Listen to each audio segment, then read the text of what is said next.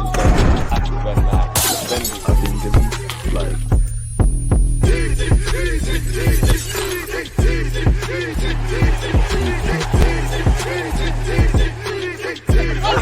People, deluded, I'm back again. Do you remember when the transfer window quote unquote opened? I know excluding the Club World Cup, and there was rumours from Romano and Ornstein that in an ideal world, Arsenal would like to buy three attackers. I assume that means a striker and a left winger. Maybe that's an auxiliary, versatile kind of man in the third option. Maybe that's a market opportunity. Maybe that's something completely different. And again, when we go through the David Ornstein update on Arsenal's transfer news, that's food for thought. Martinelli is still linked with a move to Saudi, and there's a bit of other isms and schisms. Smash the like button. Don't forget, the time of making this video, I've got a video with the legend that is Adrian Clark. You see him everywhere providing tactical analysis.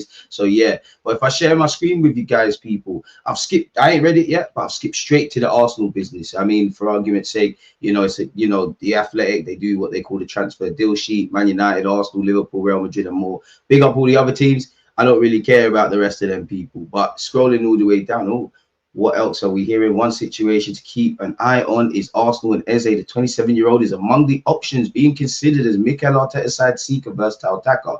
No contact has yet been made with Crystal Palace, but serious consideration is being given to the idea.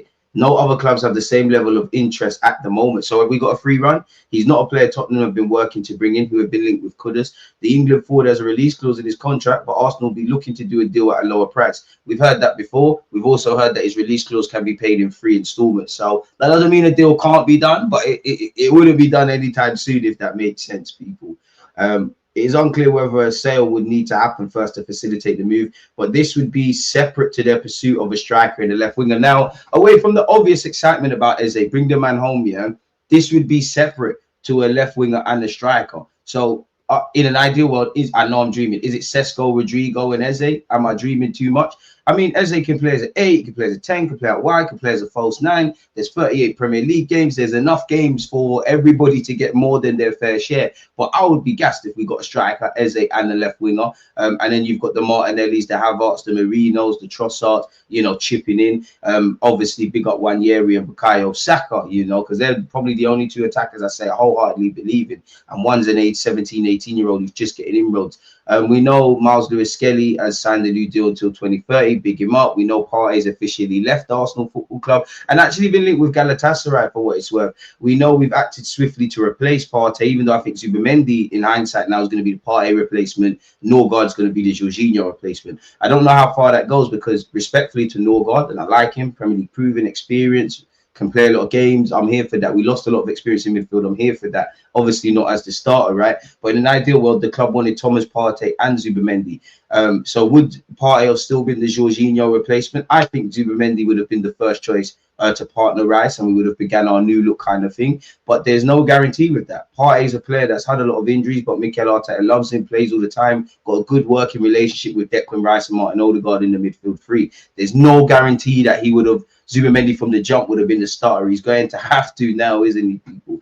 But yeah, we've acted swiftly. The sporting director of Brentford has said that, Arsenal made contact and the deal's moving along. We're signing him for £10 million plus 2 million add-ons, 12 million quid for a 31-year-old. On a 31-year-old, he's got 2 years left on his deal. Respectfully to Nordgaard, isn't, among Europe's elite. It's decent money. I'm sure Brentford wouldn't want to lose their captain on top of losing the star man in Mbuemo and their manager, people. We know the Kepa deal has been largely completed and is pending an announcement. It's now July, and on paper, for all the Eze links and all of that kind of stuff, people, Kepa, Mosquera, Zubimendi, and Nordgaard, I think we need squad fillers. We need to bolster our squad, and we need quality. Zubimendi is the only level raiser, I believe. I'm quite bullish around Zubimendi / Sesko, and I would love Gyökeres if we got him, people. But apparently he will also become an Arsenal player imminently. We respected Real Sociedad's wish to include their transfer in the 2025-26 accounting. It's the 1st of July. Hopefully that's done then. Arsenal stepped up their pursuit of a centre-half, having an opening bid for Valencia's 21-year-old Spain under-21 international Mosquera. Valencia are holding out hope of renewing Mosquera's contract, which expires in 2026. They've held several meetings with his camp in which they have pitched their plan for his development and the club's future. Arsenal, however, are determined to prize Mosquera away and are expected to return with a second bid. We all know we've been looking at a centre-half. We've been linked with Gurley, Victor Rice, which went to City. Howson, who obviously made movements and went over there to Bournemouth. So that is something. Apparently, we explored a number of alternative options before landing on Mosquera as our preferred candidate. That's generally what clubs will do. Arsenal believe he will provide cover and competition for William Saliba and Magalhaes. Mosquera already has demonstrated he can play on either side of the defensive axis, which is true. He showed he can play as a left-sided centre-half, a right-sided centre-half, can actually play at right-back. A lot of things to tune out of his game, but one thing that gives me confidence, if we've developed any players at this football club, it's been the defenders. They've risen in stock. You know, Lewis Skelly's getting better and better. Saliba's obviously got better and better. Gabriel Martinelli, you know, you look at the start of Arteta's tenure to now, he improves year in, year out. Benjamin White's doing his thing. Timber's quality was always there, but you're seeing it.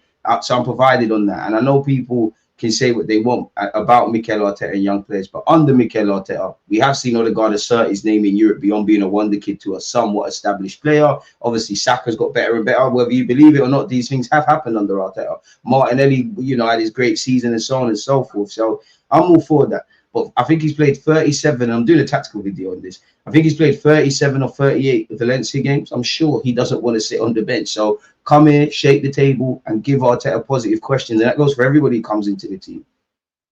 His signing would lend more depth to Arsenal's defensive ranks. Some departures remain possible, with Zinchenko the likeliest to leave. With Arsenal on their way to fulfilling some of their less glamorous transfer requirements, the obvious piece of outstanding business is the recruitment of a new number 9. Benjamin Sesko and Victor Gyökeres remain the focus of Arsenal's attention. Other names such as Aston Villa's Ollie Watkins remain under discussion. We've gone over the sporting presidents. You know, he can guarantee that Gyökeres isn't leaving for X amount of fee. Check out my other videos.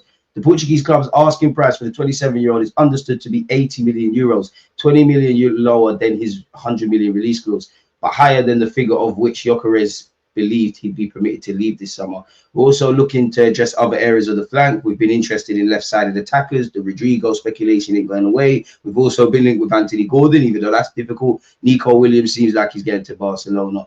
Those deals would come at a considerable cost, and it might require the departure of one of Arsenal's existing wide options to balance the books. Seems like it's gone quiet, but did we hear Trossard potential new deal? Every now and again, there's rumblings across the summer. We've heard Martinelli linked with Bayern Munich, Barcelona, and Saudi. Whether he goes or not is another thing.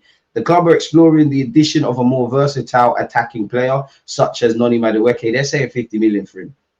50 million for him or 60 odd for Eze. Respectfully to Madueke, it makes sense. But Madueke, Eze, and Rodgers, they all are versatile. They're all attacking players. They're all English. Arsenal being kept informed on a number of players to afford them flexibility in their planning. Music to my ears. It's a jigsaw that Arsenal's hierarchy is trying to piece together. With the anticipated outlay on a central striker, Arsenal must consider what else they can afford to do.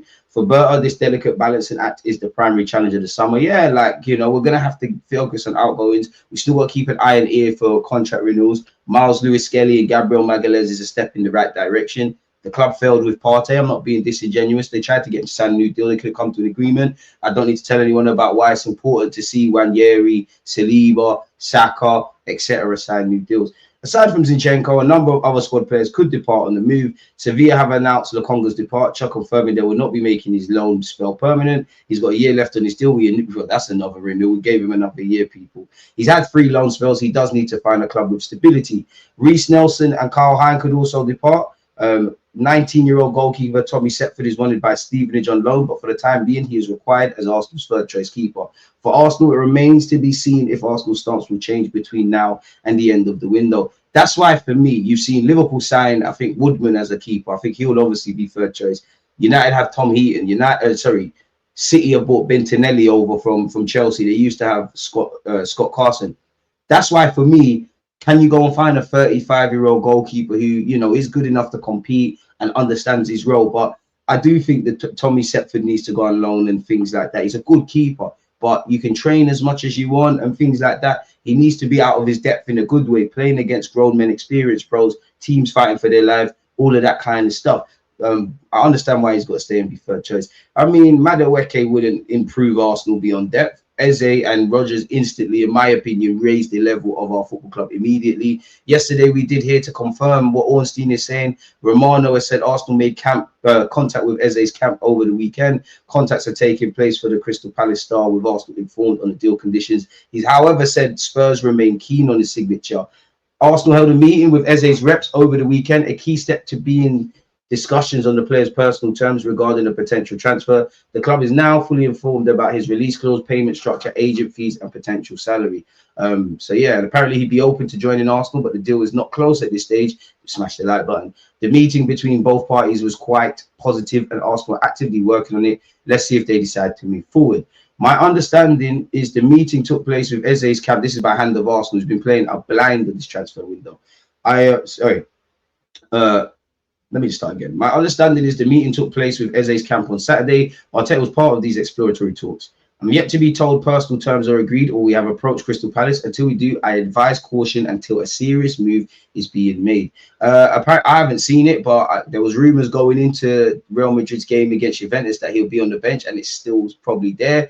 It will cost 67.5 million to sign Eze. We've met with his agents on Saturday to discuss terms. People, he's believed to have a release clause once again in his contract of 67.5 million. He's got a deal until 2027, so this might be the year of significant funds. If he stayed at Palace, they might have to negotiate lower. We all know he was previously at Arsenal, and he's a great player, and he won the FA Cup. Cashing in on Martinelli. It should be noted that according to CBS Sports sources, Arsenal are not looking to sell Martinelli. Every player in the club, in the squad, has their price, potentially even one that one of the world's richest clubs could afford. But there's no internal pressure to sell the winger to fund business. Certainly, there are suitors on the market for the 24-year-old Brazilian. Bayern Munich are admirers of Martinelli, while links to Saudi Arabia have also emerged. According to CBS sources, Al Nassr held internal discussions over the forward, but the Saudi Arabian club have not put together a proposal for Arsenal's consideration and are not currently preparing a bid. Crucially, two sources close to Martinelli indicate that he would not be prepared to consider a move to the Saudi Pro League at this stage of his career. The forward has his eyes on a spot in the 2026 Brazil World Cup squad. Though players from Saudi Arabia have been in Brazil squads, Martinelli's best chance of making Carlo Ancelotti's group would come through playing at the highest level in the European game. Fair enough. From Arsenal's perspective, Martinelli has remained a valued member of Arteta's squad, even if goals have not flowed as freely as they used to. Only 5 players have more Premier League minutes for the Gunners over the last 3 seasons than the Brazilian, and his form was rewarded with a new contract in late 2023. But one that tied him until 2027 with the option of a further year, and so essentially until 2028. At 24, his best years still be ahead of him. I mean, within the next, well, less than this, but I've personally accepted Martinelli for what he is. Let me know your thoughts. But realistically, it's within the next 12 to 18 months. You know, you're 24 now, you're a big boy now. All of those qualities would also make Martinelli coveted by other clubs. Still, unless one of those makes a Godfather offer, Arsenal's focus will be on additions who builds on the strong foundations down the flank rather than one in, one out approach. Those are enticing circumstances for the club to be in. Rodrigo, according to this, has been linked with a move to the Saudi Pro League. Again, people from in the Brazilian squad have been called up by 24 years of age with so much to offer in the European game. Doesn't make sense. The crucial bit for me is that if, you know, Saudi are linked with Rodrigo a bit like us, whether we're able to prime away, I don't know, people, but we'll have to see. And obviously, you know, the Morgan Rogers, the Maduekes, the Ezes, all of these guys are still linked with us. Sam Dean of the Telegraph said, Arsenal have been exploring the conditions of various deals for attackers across Europe. Arsenal are known to have strong interest in Rodrigo and could also make a move for Anthony Gordon. If this would load, I'll be able to speak. Arsenal were convinced they could offer Rodrigo a sporting project where he'd be at ease playing left wing freedom. The Gunners are now prepared to wait to determine Rodrigo's situation, but are mindful they can't wait indefinitely, which is true. So I think 3 attackers would be the dream. 2 is a basic requirement. Apparently, Real Madrid have been clear with any player who wants to leave, bring an offer to the table. If it suits the club's demands, they can leave. But we're relying on Rodrigo making it clear he wants to go. Arsenal have also been linked with Porto's Pepe. I don't believe that. Gyökeres has apparently, you know, been told to stay away from Sporting Lisbon in pre-season. Apparently, he's even split up with his girlfriend, so he's doing all he can to make the move to Arsenal. Apparently, a summer transfer of Newcastle superstar is distinctly possible if he refuses a contract. I don't believe this, man. And I know Liverpool have been linked with him. I don't know. Maybe next summer at best, people, because you are looking at 120, 130 plus million quid for this individual. Brentford sporting directors confirmed Nordgaard is on the verge of joining Arsenal. I mean, we don't need to get into that. I mean, we've been linked with Sesko, we've been linked with Gyökeres. The rumours with Watkins hasn't gone away. He's believed to be third choice. According to The Athletic, Manchester United have made contact. To be honest, that's a good move. If this would load, if Arsenal reach or exceed 20 million euros from Mascara, Valencia will most likely part ways with the player. They don't have the upper hand as the player is in the final year of the deal and cannot ask for 30 million euros, so the final fee will be less than that. That's according to reports in France. Hugo Ekitike has been forced to wait for a potential move to Liverpool. He's been linked with Liverpool, Arsenal, Chelsea, Newcastle, and so on and so forth, people. The rumours are really heating up. Again, kind of piggy banking. I know our business is centered around squad fillers, level raises, additions, outgoings. As a football club, we need to get better. Alex Oxlade-Chamberlain to Liverpool in 2017, people, 9 years ago, well, no, 8 years ago, 35 million is still our record sale, which is a madness in my opinion. And we have previously heard this week that RB Leipzig have lowered their asking price for Benjamin Sesko, and it's to be believed that Leipzig are now considering 60 million a more realistic price. Is the price worth the tag though and the wait?